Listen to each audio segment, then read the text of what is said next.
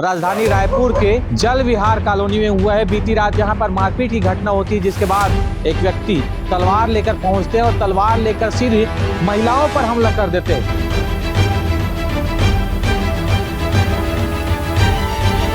ये पूरा मामला कैमरे में भी कैद हुआ है, जिसकी तस्वीर आप देख रहे होंगे।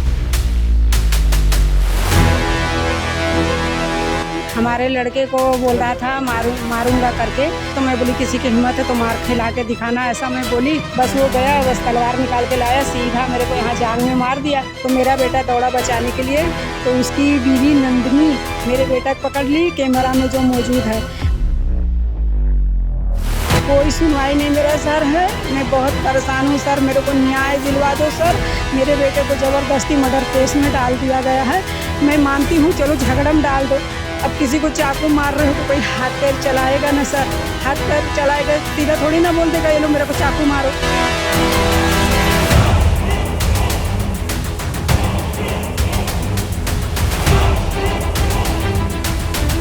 छत्तीसगढ़ की राजधानी रायपुर में कमिश्नरेट प्रणाली लागू हो चुका है। इसके बाद लगातार जो अपराधी हैं उनको धर पकड़ कर थाने से जेल भेजने का दावा किया जाता है। लगातार आपराधिक मामलों को खत्म करने का दावा किया जाता है, लेकिन जब हम राजधानी रायपुर में निकलते हैं तो यहाँ देखते हैं कि कई ऐसे मामले हैं जो लगातार बढ़ रहे हैं और लोग लगातार अपराध के शिकार हो रहे हैं। कुछ ऐसा ही मामला राजधानी रायपुर के जल विहार कॉलोनी में हुआ है। बीती रात यहाँ पर मारपीट की घटना होती है, जिसके बाद एक व्यक्ति तलवार लेकर पहुंचते हैं और तलवार लेकर सीधे महिलाओं पर हमला कर देते हैं। ये पूरा मामला कैमरे में भी कैद हुआ है, जिसकी तस्वीर आप देख रहे होंगे। सीधा चर्चा करते हैं कि आखिर हुआ क्या था मामला, और आखिर लोग सीधे तलवार लेकर लगातार चाकूबाजी की घटनाओं को अंजाम कैसे दे रहे हैं। और वैसा ही कुछ मामला जल विहार कॉलोनी में हुआ। क्या हुआ था, क्या घटना हुई थी? सर हमारे लड़के को बोल रहा था मारूंगा करके, मार खिलाऊंगा दूसरों से, तो मैं बोली किसी की हिम्मत है तो मार खिला के दिखाना, ऐसा मैं बोली। तो उसने गया घर से इतनी बात बोलने के लिए, मैं बोली किसी के दम है तो मार के दिखाएगा, ऐसा करके मैं भी थोड़ा ऊंची से बोली इतना। बस वो गया, बस तलवार निकाल के लाया, सीधा मेरे को यहाँ जांग में मार दिया। इस बीच हमारे दोनों बेटे पीछे खड़े थे। जब वो तलवार चलाया तो मेरा बेटा दौड़ा बचाने के लिए, तो उसकी बीवी नंदिनी मेरे बेटा को पकड़ ली, कैमरा में जो मौजूद है। और वो उसकी दूसरी वाले के दो भाई हैं उन लोग, उसकी दूसरी बीवी मेरे को पकड़ ली, और वो बिट्टू मेरे को यहाँ पे मारा तलवार से। 2 बार वार किया, एक बार पीठ पे, एक बार यहाँ।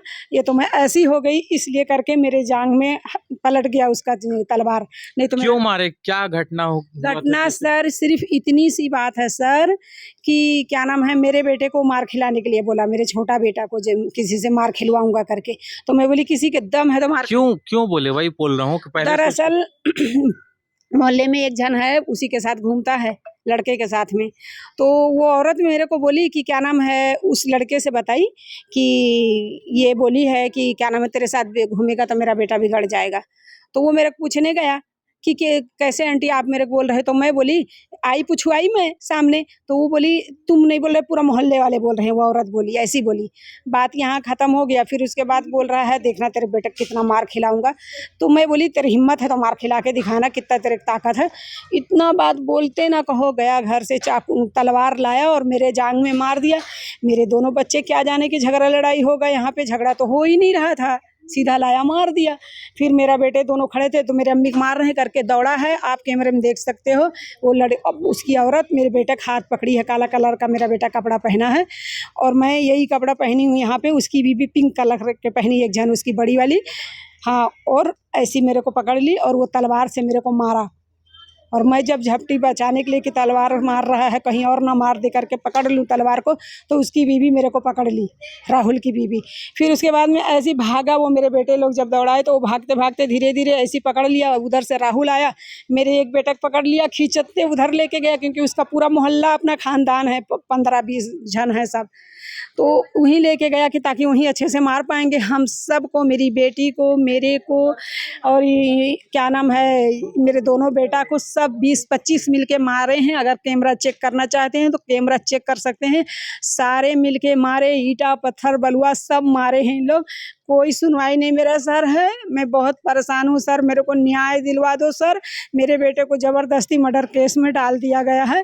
मैं मानती हूँ चलो झगड़ा में डाल दो, अब किसी को चाकू मार रहे हो तो कोई हाथ पैर चलाएगा ना सर। हाथ पैर चलाएगा सीधा थोड़ी ना बोल देगा ये लो मेरे को चाकू मारो। इस बीच अगर मेरे बेटे का आँख फूट जाता तो क्या मेरे को आँख मेरे बच्चे का दे देते कोई? जिसने आज हाफ मर्डर मेरे बेटे के ऊपर लगाए हैं वो हमारे बेटे को आँख दे देते पुलिस वाले। हमको ये बताए, हमको न्याय दिए हैं, हमको न्याय नहीं दिया गया है। नहीं है सर, उसका 50 ठो केस निकलेगा सर। चोरी चमरई और इनका उनका छेड़छाड़ दुनियादारी, मोहल्ले में गाली गलौज, इतना उतलंग की हद से ज़्यादा पार क्या नहीं है। उसको तुम पनाह दे रहे हो तो और किसी दिन आएगा जान से किसी को मार देगा तो क्या तेली बाधा पुलिस जान किसी का देगी वापस? एक पुलिस तो मेरे ऊपर थप्पड़ तान दिया सर, मैं झूठ नहीं बोल रही, मेरे को थप्पड़ तान दिया मारने के लिए। उनका खुद का कैमरा वहाँ लगा है, अगर देखेंगे तो कैमरे में भी शायद तक दिख जाए। मेरे को थप्पड़ मारने के लिए किया सर। इतनी अत्याचारी क्यों, मैं ये नहीं समझ पा रही हूँ। तो ये स्थिति है जल विहार कॉलोनी की, जहां पर राजधानी रायपुर में लगातार चाकूबाजी, तलवार जैसे हथियार चल रहे हैं, बावजूद पुलिस हाथ में हाथ धरे बैठी है। क्योंकि ये ऐसी घटनाएं लगातार रोजाना सामने आ रही, पर उन बदमाशों के ऊपर उस तरीके की कार्रवाई नहीं हो पा रही जिससे इस पर लगाम लगाया जा सके। फिलहाल हम जब यहाँ पर पहुँचते हैं तो पता चलता है ये अम्मा है पिंकी जी, जिनका कहना है कि दोनों पक्षों के खिलाफ FIR दर्ज किया गया है, जबकि इनके पास तमाम सबूत है कि इनके द्वारा आत्मरक्षा किया गया है। उसके बाद भी FIR दर्ज किया जाता है, कोई जानकारी नहीं दी जाती और लगातार ये परेशान है, न्याय की गुहार लगा रहे हैं। देखने वाली बात यह है कि इनको न्याय मिलता है या पुलिस दोनों को ही FIR दर्ज करके कार्रवाई में भिड़ी रहती है। फिलहाल खबरों में बने रहिए और कमेंट करके बताइए अपनी राय। बने रहिए CG भास्कर के साथ।